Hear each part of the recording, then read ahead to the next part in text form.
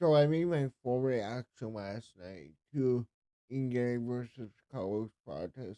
But I want to make a video on Ian Garry. I want to talk about his performance and the welterweight division as a whole. Man, the welterweight division has always been at the head of the UFC. That was the division GSP dominated. Kamal Usman, Jorge Masvidal, a lot of the biggest stars in the sport we are seeing competed in the welterweight division. And you gotta put Ian Gary up there. Now, it was not the greatest performance from Ian Gary, but it was a really good performance. And the only part of the fight where he was in danger was the last little bit. And you can say that was from Prates not being very active, which is true.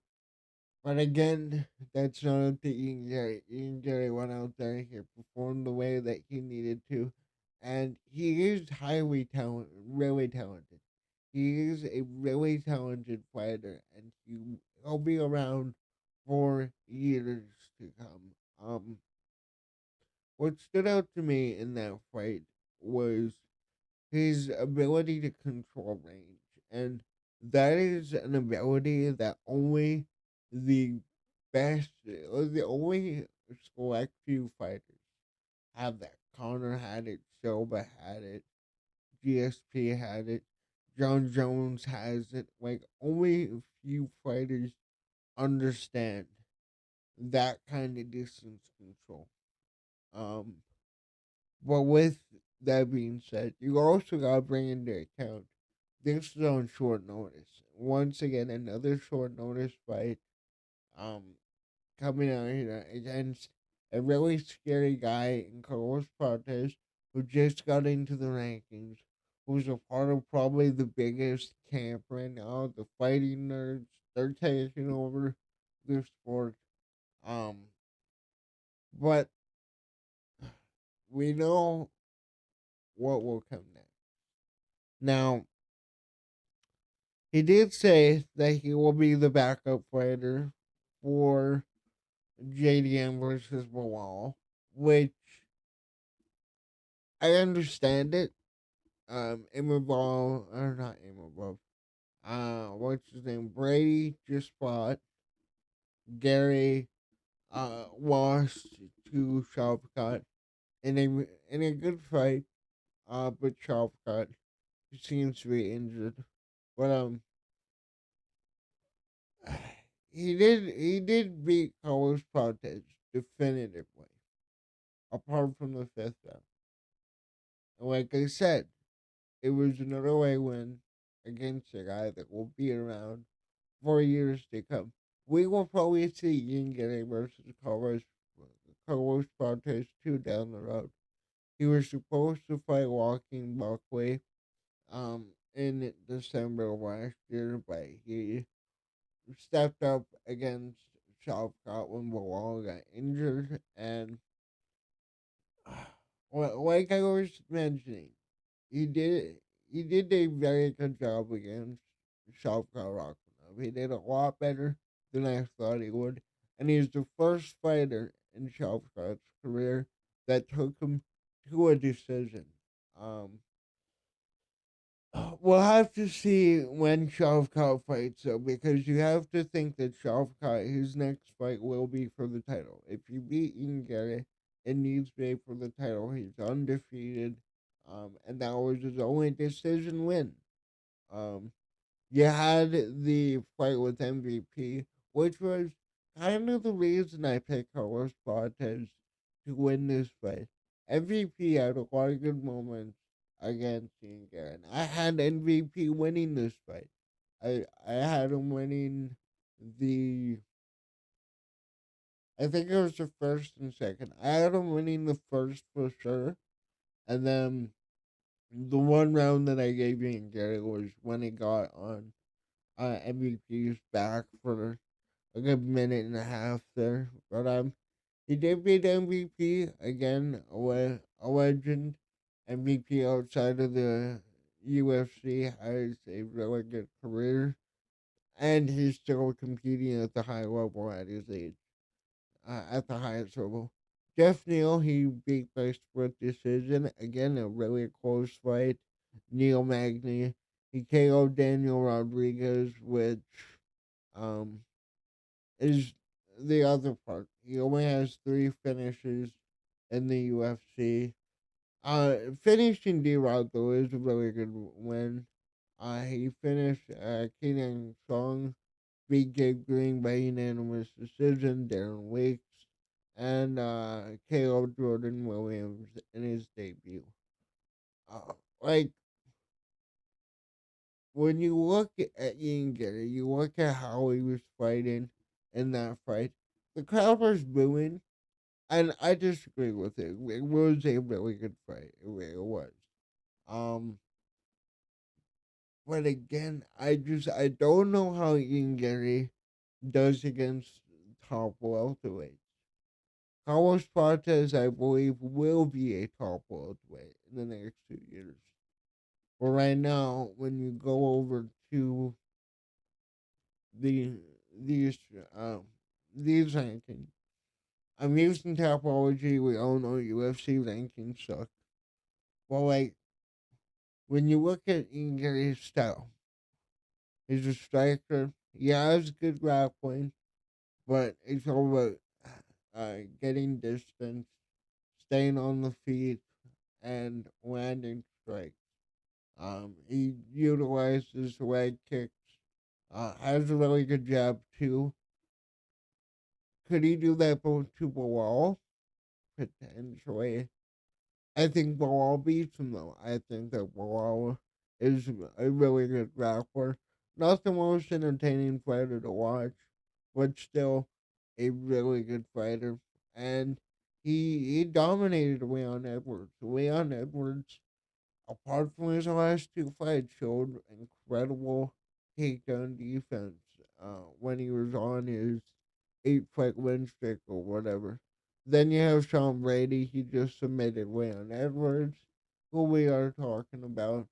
Really good win. He dominated that entire fight. That was an incredible performance. He beat Gilbert Burns before that and submitted Kelvin Gastelum. And then his only loss is to Bilal Muhammad by TKO somehow. You got Walking Buckwheat fighting Kamaru Usman. He's coming off with TKO against Colby Covington and Wonder Boy. If you can add Kamaru Usman onto that win streak, it'd be a 7 fight win streak. Beating three of the former top 5 fighters. Usman being probably the second or third best ultimate. I would say third. I'd still put Matt Hughes above Usman. You got JDM fighting for the belt. He KO'd Gilbert Burns in his last fight. Beat Kevin Holland, halfway, Basil halfway, Randy Brown. On an incredible win streak. He's undefeated in the UFC. Ian Garry, we just went through. Shavkat Rachmanov again beating Garry, but before that, everyone he has is by finish submitted Wonderboy Thompson, Jeff Neal, Neil Magny, Holston Harris. We know this story. Shavkat Rachmanov, one of the scariest fighters, and honestly, I know it's such a casual fight to watch, but I want to see Shavkat fight Hamza Chimaev. I know Hamza is up at middleweight, but I really hope we get to see that fight. Whether Shavkat is moving up to face Hamza for the title, or he just moves up as a contender. I want to see that fight.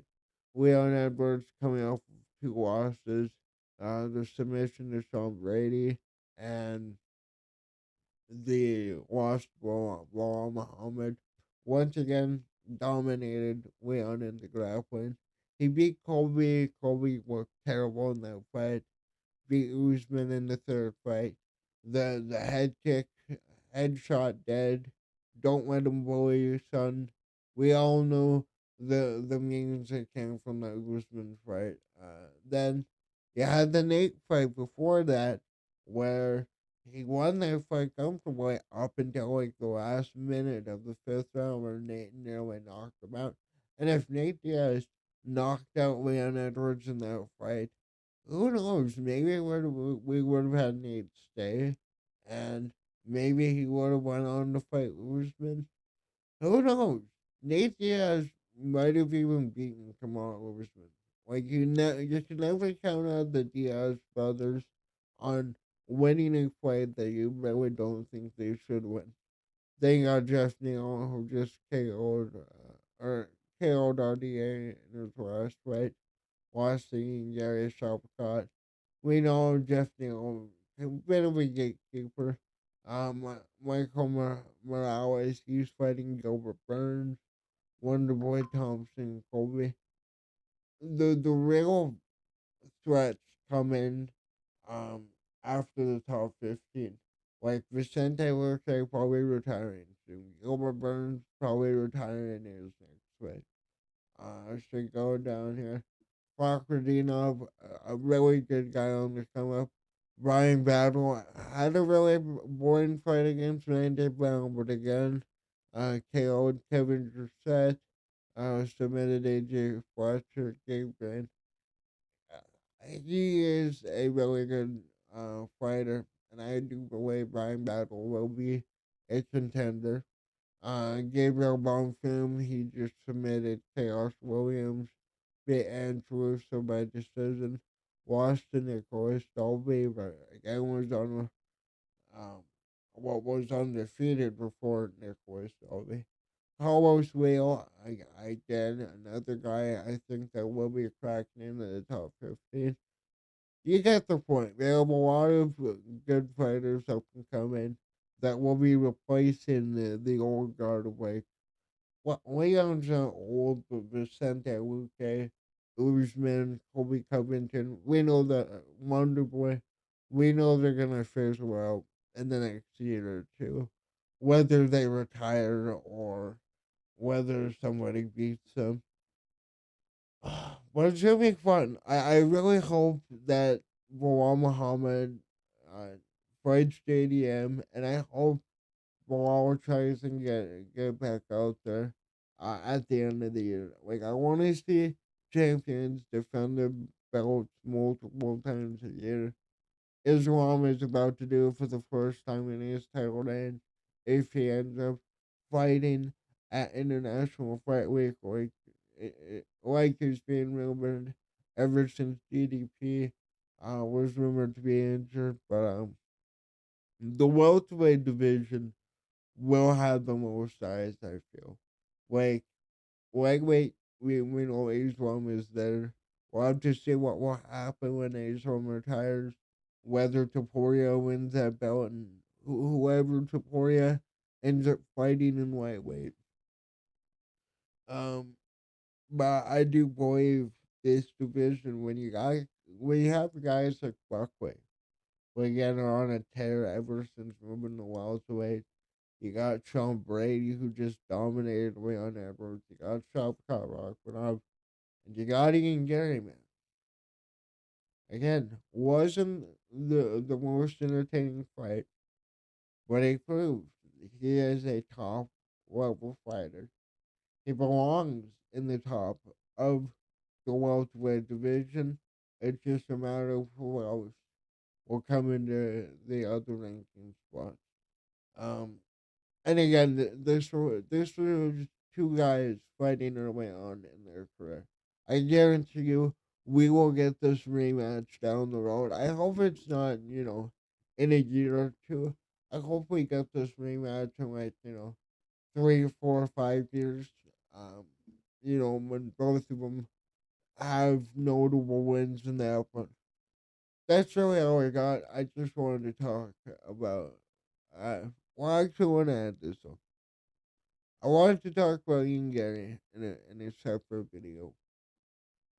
It's it's a matter of can his striking and I guess his grappling do compete with the Bilal, with the Sean Brady. I don't think so. I think that Sean would beat him. I think Bilal beats him. Um, well, I don't know. He is young. He can work on the grappling defense. I thought that Shavkat was going to dominate him. I was wrong. Well, let me know in the comments. What did you think about Ian Garry's performance at against Carlos Prates? Were you impressed? And where do you think Ian Garry stands in a very stacked welterweight division? I'm interested to hear what you had to say. Thanks for watching. Later.